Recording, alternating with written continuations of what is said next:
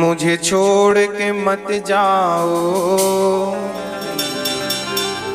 मेरे श्याम चले आओ।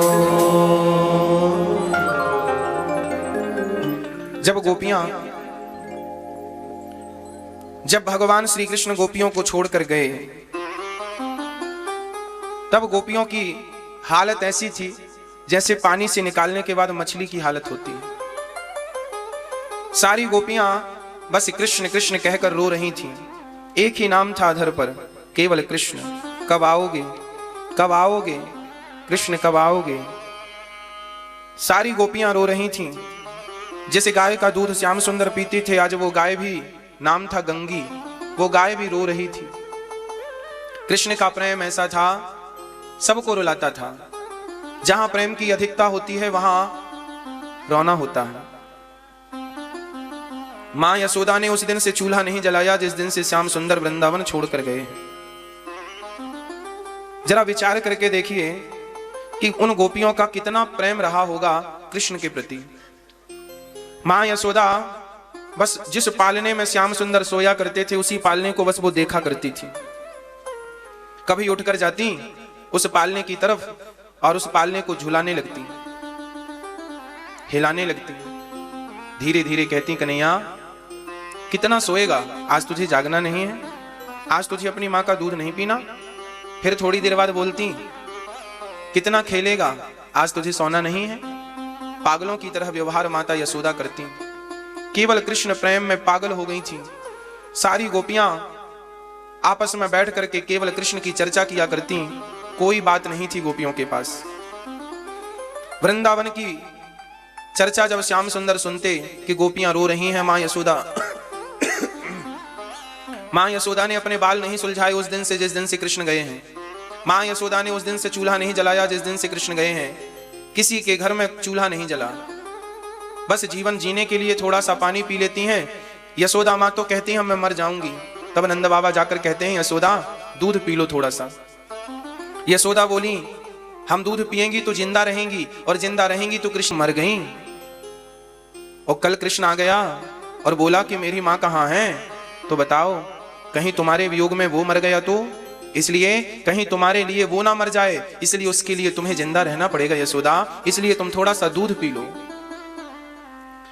नंद बाबा की बातों पर मां यशोदा विचार करती हैं, बात तो सही है। कल को कृष्ण आया, बोला मां मुझे दूध पीता हूं ना तो मक्खन के लौंदे में मुझे मां यशोदा की सूरत नजर आ जाती है, मुझे अपनी मां यशोदा की याद आ जाती है मां, इसलिए मुझे मक्खन ना परोसा करो। ये कहकर भगवान यमुना के तट पर चले गए।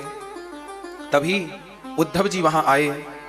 उद्धव जी ने कहा, श्याम सुंदर आप रो रहे हैं, क्या हुआ आपको? आप भगवान हैं, ज्ञानी हैं, आप तो ईश्वर हैं, आपको क्या हुआ, आपको क्या कष्ट है? भगवान बोले, उद्धव कष्ट मुझे नहीं है, कष्ट मेरी गोपियों को है। अरे तो उनको कष्ट है तो आप क्यों रोते हैं? तब उद्धव ने कहा, आप क्यों रोते हैं? तब कृष्ण ने कहा, उद्धव तुमने कभी किसी से प्रेम किया है? उद्धव ने कहा, ना भगवान मैंने तो आज तक प्रेम नहीं किया। तब भगवान ने कहा, उद्धव जब कांटा बच्चे को लगता है ना, चोट बच्चे को लगती है ना, तो बच्चा बाद में रोता है, उसकी मां पहले रोने लग जाती है। बस जब भक्त रोता है तो उसके आंसू आंखों से बाहर जब तक निकलते हैं तब तक तो भगवान सिसक सिसक कर रो पड़ते हैं कि मेरे भक्त को इतना कष्ट हुआ है। जैसे बच्चे के कष्ट पर मां रोती है, ऐसे भगवान भक्त के कष्ट पर रोने लग जाते हैं। आज मुझे अपनी गोपियों की याद आ रही है। अच्छा, श्याम सुंदर ने कहा, उद्धव क्या तुम हमारा एक छोटा सा काम करोगे? हाँ हाँ, क्या काम करना है? तब भगवान श्याम सुंदर ने कहा घनश्याम ने उद्धव से वृंदावन जरा जाना, वहां की गोपियों को ज्ञान का कुछ तत्व समझाना। विरह की वेदना में वे सदा बेचैन रहती हैं, तड़प कर आह भरती हैं और रो रो कर ये कहती हैं। गोपियां क्या कहती हैं? गोपियां कहती हैं, है प्रेम जगत में सार और कुछ सार नहीं, मन कर ले प्रभु से प्यार, और कुछ सार नहीं। जाओ एक बार मेरी गोपियों से कह देना कि वो मेरे लिए रोया ना करें। एक प्रेम पत्र भगवान ने लिखा और उद्धव जी से कहा, जाओ मेरी गोपियों को ये पत्र दे देना। उद्धव जी चले। कहा घनश्याम से उद्धव ने, मैं अभी जाता हूं वृंदावन, जरा देखूं कि कैसा है कठिन अनुराग का बंधन। है कैसी गोपियां जो ज्ञान बल को कम बताती हैं, निरर्थक लोक लीला का यही गुणगान गाती हैं। चले मथुरा से जब कुछ दूर वृंदावन निकट आया, वहीं से प्रेम ने अपना अनोखा रंग दिखलाया। जैसे ही उद्धव जी चले, भगवान ने रथ दिया, अपना पीतांबर उड़ा दिया। बोले मेरा पीतांबर उड़ोगे तो गोपियां तुमसे बात करेंगी, नहीं तो गैर मर्द से गैर पुरुष से गोपियां बात भी नहीं करती। जाओ। उद्धव जी श्याम सुंदर का संदेशा लेकर के चले हैं, और जैसे ही वृंदावन आए तो वृंदावन में क्या हुआ उद्धव के साथ जरा देखिएगा। चले मथुरा से जब कुछ दूर वृंदावन निकट आया, वहीं से प्रेम ने अपना अनोखा रंग दिखलाया। वहीं से प्रेम ने रंग दिखलाया। क्या दिखलाया? उलझ कर वस्त्र में कांटे लगे उद्धव को समझाने। उद्धव जी का दुपट्टा कांटों में उलझ गया। उलझ कर वस्त्र में कांटे लगे उद्धव को समझाने, तुम्हारा ज्ञान पर्दा फाड़ देंगे प्रेम दीवाने। उद्धव जी का दुपट्टा उलझ गया कांटों में वृंदावन में। उद्धव जी ने कहा, वाह रे कांटो, हम आए पहली बार और तुमने हमारा दुपट्टा उलझा लिया। और उद्धव जी जब सुलझाने लगे तो दुपट्टा फट गया। उद्धव ने कहा, वाह, हमने क्या बिगाड़ा तुम्हारा कि तुमने हमारा दुपट्टा फाड़ दिया। तब उन कांटों से आवाज आई, उद्धव, ये प्रेम की नगरी है और तुम ज्ञानी बनकर आए हो, तो ज्ञान के पहाड़े को ये गोपियां वैसे ही फाड़ देंगी जैसे हम कांटों ने तुम्हारे दुपट्टे को फाड़ दिया है। ये ज्ञानियों की नगरी नहीं है, ये तो प्रेमियों की नगरी है। उलझ कर वस्त्र में कांटे लगे उद्धव को समझाने, तुम्हारा ज्ञान पर्दा फाड़ देंगे प्रेम दीवाने। नदी यमुना की धारा शब्द हरिहर का सुनाती है, भ्रमर गुंजार से भी यही मधुर आवाज आती है। क्या आवाज आती है प्रेम जगत में सार, और कुछ सार नहीं। मन कर ले प्रभु से प्यार, और कुछ सार नहीं। अब बिटप झुक कर ये कहते हैं, इधर आओ इधर आओ। पपीहा कह रहा, पी कहाँ ये भी तो बतलाओ। उद्धव जी को मानो वृंदावन के वृक्ष बुला रहे हैं, आओ ये बताओ मेरे प्रियतम मेरे कृष्ण कहाँ हैं, उनका हाल तो बताओ कैसे हैं। मानो कृष्ण के वियोग में यशोदा और गोपियों की ऐसी हालत नहीं थी, वहां की वो लता पता भी रो रही थी जिन पर कभी श्याम सुंदर जिनकी छांव में कभी खड़े हो जाया करते थे। वो वियोग उनको भी था। सारी लता पता यमुना की धारा बुला रही है, भौरा गुंजार करता हुआ मानो कह रहा, मेरा कृष्ण कहाँ है, उद्धव बताओ। उद्धव को समझ नहीं आया मैं किससे मिलूं, पहले किससे बात करूं। तभी उद्धव जी ने किसी बच्ची को देखा, तो भैया सुनो, ये बताओ ये माता यशोदा का घर कौन सा है। उद्धव जी जैसे ही माता यशोदा के घर का पता पूछते हैं, तभी वो ब्रजवासी रो पड़ा और रोकर बोला, तुम कौन हो। बोले मैं कृष्ण का सखा हूं। अच्छा। वो और जोर जोर से रोने लगा। उद्धव जी ने कहा, भैया मैंने तुम्हें कोई बुरी बात कह दी, कोई डांट दिया, आप रोते क्यों हो। वो छोटा सा बालक बोला कि हमें तो लगा कि कृष्ण आएंगे पर वो नहीं आए, तुम्हें भेज दिया। आखिर हमने कौन सा अपराध किया था जो कृष्ण हम सबको छोड़कर चले गए। उद्धव जी ने कहा, भैया ये तो बताओ ये यशोदा माता रहती कहाँ है। उस बालक ने कहा, जिस दिन से कृष्ण गए हैं ना, उस दिन से माता यशोदा के घर का पता बहुत आसान हो गया। कैसे? बोले ये जल की जो धार आ रही है, जिस घर से ये जल की धार निकल रही है वही घर माता यशोदा का है। तो जल की धार घर से क्यों निकल रही है? बोले ये जल की धार नहीं, ये नेत्रों से निकले आंसुओं की धार है। जब से गए हैं कृष्ण, माँ यशोदा ने, गोपियों ने, गायों ने, भगवान श्री कृष्ण के बाबा नंद बाबा के यहाँ 9 लाख गैया थी और 9 लाख गैयों से कृष्ण प्यार करते थे। वो सारी गैया रो रही हैं कृष्ण के लिए। आंसू इतने हैं कि एक छोटी सी नदी सी बन गई और इसके तट पर किनारे किनारे चले जाओ। आज भी वृंदावन का पानी खारा है, केवल इसलिए कि आंखों के आंसू खारे होते हैं। गोपियों के आंसू इतने गिरे, इतने गिरे, इतना रोई गोपियां 100 वर्षों तक कि आज तक 5,500 साल बाद भी कोई खोदे तो वहां का पानी खारा निकलता है। ये प्रेम का प्रतीक है। उद्धव जी माता यशोदा के पास गए, द्वार पर पहुंचे, आवाज लगाई, मैया। जैसी मैया कहा तो मैया तो कृष्ण कहा करते थे। मैया दौड़ पड़ी, लगता है मेरा कृष्ण आ गया। हाँ, मेरा कृष्ण आ गया। दौड़ पड़ी, कृष्ण कृष्ण आकर के उद्धव को कृष्ण समझकर हृदय से लगा लिया। तब उद्धव ने कहा, मां मैं कृष्ण नहीं, मैं कृष्ण का मित्र उद्धव हूं। मां यशोदा धड़ाम से गिर पड़ी। इतने दिन बाद उसे याद आई तो खुद नहीं आया, तुम्हें भेजा, बेटा बताओ तुम कैसे आए? तब उद्धव जी ने कहा, मां मैं कृष्ण का संदेशा लेकर आया हूं।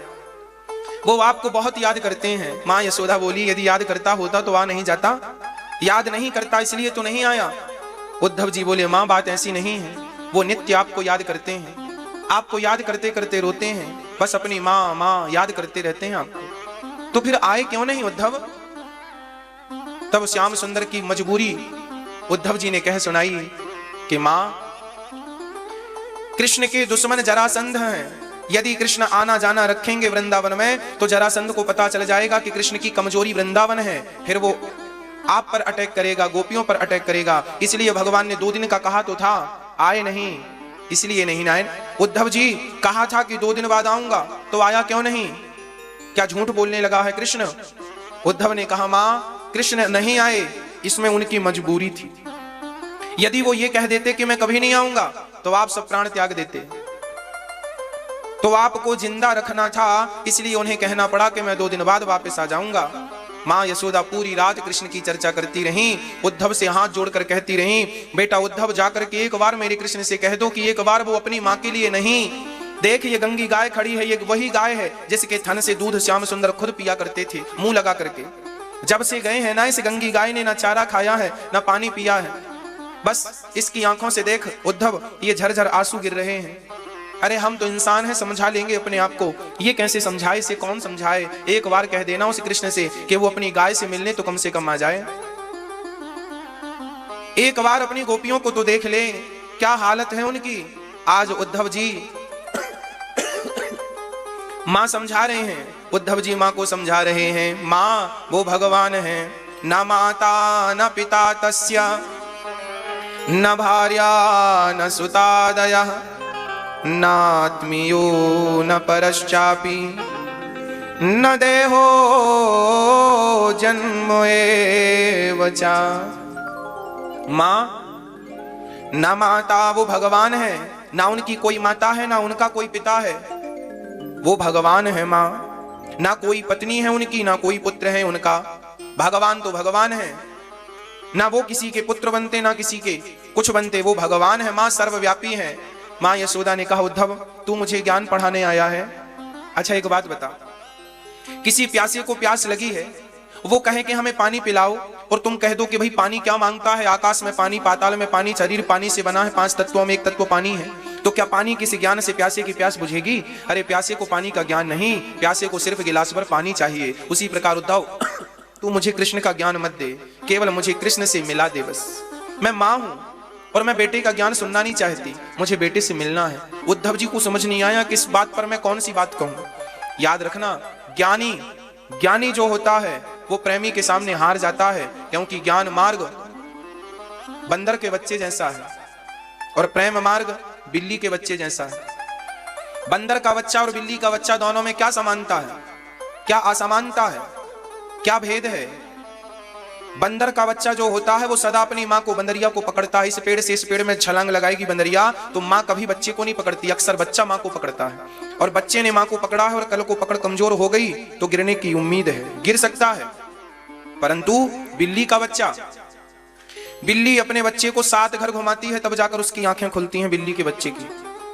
बिल्ली अपने बच्चे को 7 घर घुमाती है तो बिल्ली का बच्चा मां को नहीं पकड़ता, हमेशा बिल्ली बच्चे को पकड़ती है। बिल्ली अपने मुंह से बच्चे की गर्दन पकड़ती है और लेकर के भागती है। याद रखिएगा, जिस बच्चे ने मां को पकड़ा है वो बच्चा सुरक्षित है, या जिस बच्चे को मां ने पकड़ा है वो बच्चा सुरक्षित है। एक बच्चा वो है जिसने मां को पकड़ा है और एक बच्चा वो है जिसे मां ने पकड़ा है। कौन सा सुरक्षित है? जिस बच्चे ने मां को पकड़ा है वो बच्चा कभी भी मां का हाथ छोड़ सकता है, पर जिसे मां ने पकड़ा हो मां बच्चे का हाथ कभी नहीं छोड़ती। बस इसी प्रकार भगवान का हाथ कभी मत पकड़ना। भगवान कहें कि मेरा हाथ पकड़ लो तो भगवान का हाथ कभी मत पकड़ना, क्योंकि आज मैंने भगवान का हाथ पकड़ लिया, कल को अहंकार आ गया तो हाथ छूट सकता है। इसलिए नाथ मैं क्या पकड़ूं आपका हाथ, मेरा हाथ ये रहा, आप मेरा हाथ पकड़ लीजिए, क्योंकि आप पकड़ेंगे तो आप कभी नहीं छोड़ेंगे, मैं छोड़ सकता हूं आपका हाथ। इसलिए ज्ञान मार्ग बंदर के बच्चे जैसा है और प्रेम मार्ग बिल्ली के बच्चे जैसा है। ज्ञान मार्ग वो है जब बच्चा मां को पकड़ता है और प्रेम मार्ग वो है जब मां बच्चे को पकड़ती है। तो ज्ञानी बनने से नुकसान हो सकता है जबकि प्रेमी बनने से कोई नुकसान नहीं। इसलिए कहा है प्रेम जगत में सार और कुछ सार नहीं, मन कर ले प्रभु से प्यार और कुछ सार नहीं। उद्धव जी गोपियों के पास आए। अब सारी गोपियां आपस में उद्धव जी मां से बात करके मां को समझाकर मां ने उद्धव को समझाया और भगवान उद्धव जी गोपियों के समक्ष आए। सारी गोपियां आपस में रो रही थी, बात कर रही थी। सुनो, कहा था आएंगे, अभी तक नहीं आए। उद्धव जी गए, उद्धव जी गए, खड़े हो गए, देखा तो गोपियां बात कर रही थी। श्री राधा रानी दीवारों में कृष्ण का चित्र बना रही थी। उद्धव ने कहा यह चित्र किसका है? गोपियों ने कहा यही तो हमारे कृष्ण हैं जिनसे हम प्रेम करती हैं।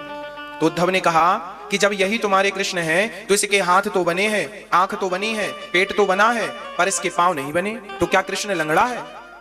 तब गोपियों ने कहा कि उद्धव, जिस कृष्ण से हमने प्रेम किया था वो तो छोड़कर चला गया, अब तो केवल तस्वीर ही सहारा है, और कहीं हमने इसके पांव बना दिए और कहीं ये भी हमें छोड़कर चली गई, इसलिए हम इसके पांव भी नहीं बनाते ताकि हमें ये छोड़कर ना चली जाए। ऐसा प्रेम गोपियों का समर्पण भाव है। उद्धव जी खड़े हैं, सारी वार्ता सुन रहे हैं। तभी गोपियां रोने लग गईं। एक सखी बोली, कह के गया था आऊंगा, अभी तक नहीं आया।